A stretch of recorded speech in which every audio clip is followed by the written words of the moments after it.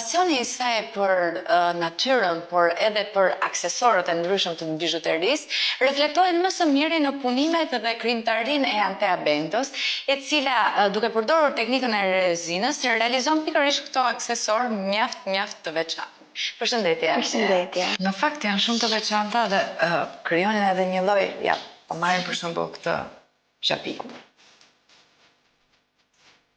Zhapiku që shumë i vogël, po diçka tepër e veçantë, më duk edhe që sigurisht impresionon shumë në krepi. Do të thënë, duke qenë se i duhemi shumë. Antea do na ilustroj diçka edhe për në shtëpinë tonë.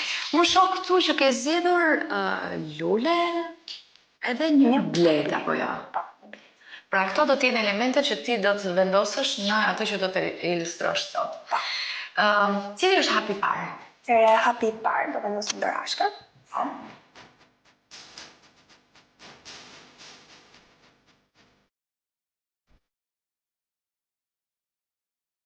Pastaj vazhdon përzierja e rezinës në forcuesin që ne kemi bërë pak më përpara. Të përziejmë mirë. Vazhdojmë me hedhjen e shtresës së parë të rezinës.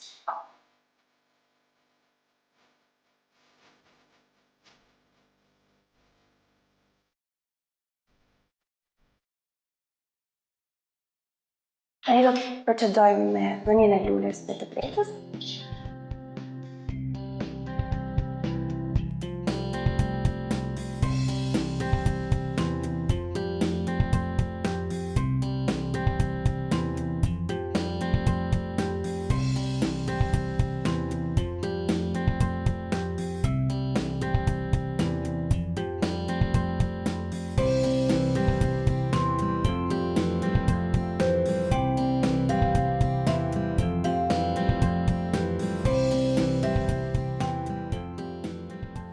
Dhe do të hedhim edhe shtresën e fundit të rezinës.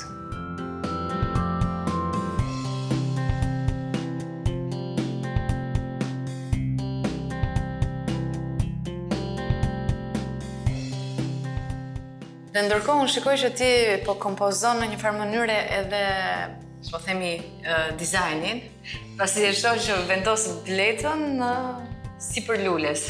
Atë që në fakt bëm bleta kur është e gjallë. Këtë desha dhe të rikrijoja, domethënë idenë e bletës të lulja.